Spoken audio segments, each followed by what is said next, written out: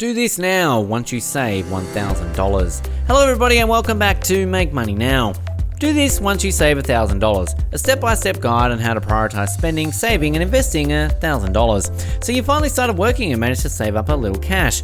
But with so many goals competing for your attention, what should you prioritize?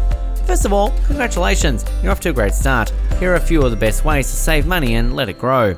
But before we get to that, welcome to our channel. Tap that red subscribe button down below and make sure you hit the like button as well, because that helped us reach more people like you that want to find out these amazing apps. We would really appreciate that. Make sure you stay as you don't want to miss out on these amazing ways. Number 1, invest in yourself.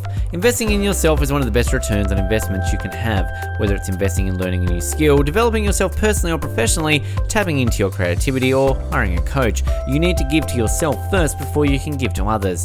It is our responsibility to take the time to develop our gifts and talents so we can best serve others. Investing in yourself is an example of self-love. You must love yourself before you can expect others to love you.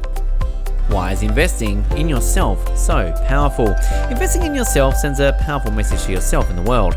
The message is, the value and potential that I possess is important enough to me that I'm going to give it in the energy, space and time to grow and create results.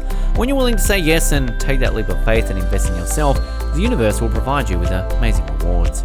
Number 2, emergency fund. An emergency fund is a bank account with money set aside to cover large unexpected expenses, such as unforeseen medical expenses, home appliance repair or replacement, major car fixes, and costliest of all, unemployment. Why do I need an emergency fund?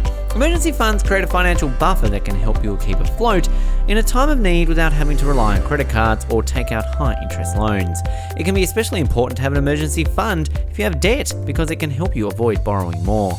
The right amount for you depends on your financial circumstances, but a good rule of thumb is to have enough to cover 3 to 6 months worth of living expenses. If you lose your job, for instance, you could use the money to pay for necessities while you find a new one, or the funds could supplement your unemployment benefits. Start small. Number 3, pay off loans. When you have extra money available, paying off debt often is a good choice.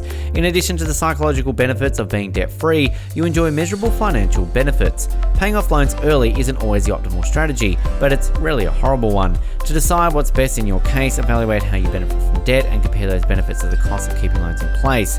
You usually save money when you eliminate debt early, but you might have valid reasons for taking an alternative approach. The best reason to pay off debt early is to save money and stop paying interest. Interest charges don't buy you anything except time. Rather than needling the full amount to buy a home or a car right now, you can spread out the payments over several years. Your house doesn't get any bigger when you pay interest on a mortgage, and you don't get your interest back when you sell, so it's not best for you to pay for any more time than you need. Number 4, generate interest.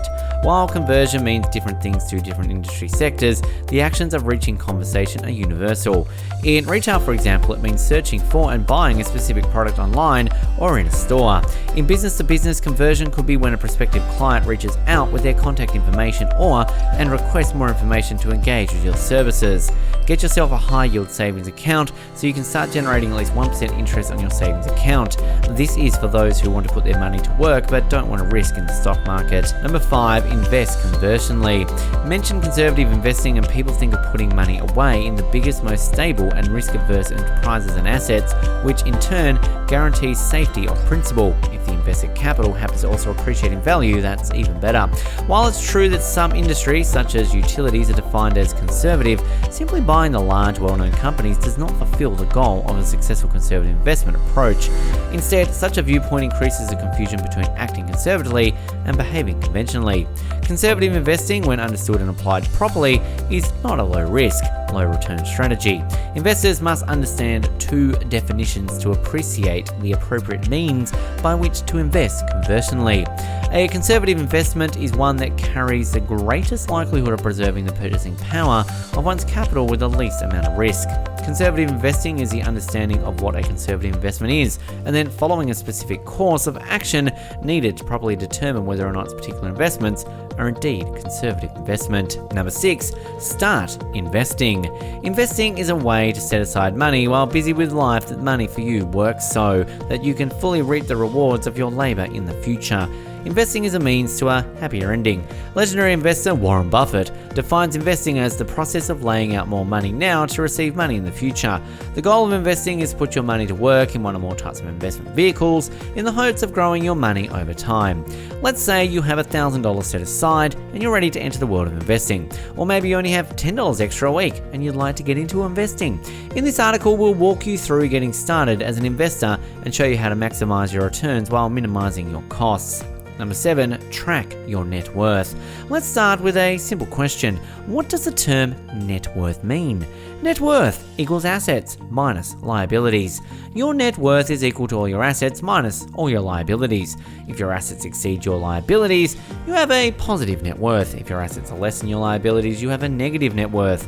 Assets are anything that you own that you could sell and turn into cash. Assets include cash, real estate, investments, retirement accounts, jewelry, cars, and other personal properties. Put simply, assets are things you own. Liabilities are debts that you owe, which could include personal loans, student loans, car loans, mortgages, medical bills, credit card debt, etc. Put liabilities are things that you owe. Your net worth is the difference between what you owe and what you owe. How to calculate your net worth?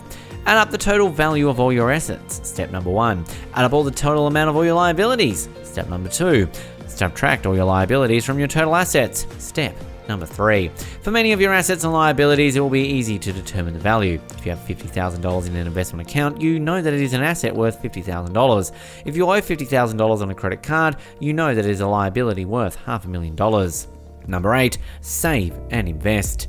Whether you've been working on your finances for years or you're just getting started, it can be difficult to know when you should be saving and when you should be investing. Saving is a safer route because the dollar amount in your bank account won't typically decrease unless you withdraw funds, but interest rates on savings accounts don't allow your money to grow very quickly. Unfortunately, interest rates are often lower than the rate of inflation. This means your savings could lose purchasing power over time. There are plenty of benefits to saving. First, the dollar amount you save in savings account won't decrease over time as long as you don't make withdrawals. This is important because some goals need to happen regardless of whether investment prices are up or down. Savings also allows you to reach your goal on time as long as you save the proper amount each month. Take the total you need to save and divide it by the number of months until you need to reach your goal to find the proper amount you need to save each month. Meanwhile, don't be too hard on yourself. It is important to celebrate your accomplishments and reward your discipline once in a while, without going broke, of course. Now that you've got something to start with, happy saving. If you've enjoyed this video, make sure you go ahead and leave a like down below. That would help us out in YouTube's algorithm. We would really appreciate that. That's pretty much it, guys. Don't forget to leave a like, subscribe if you're new, turn on the post notifications, and then we will send you a message every time we come out with a new video, just like this one, to make money online. So make sure you go do that and then enjoy your day.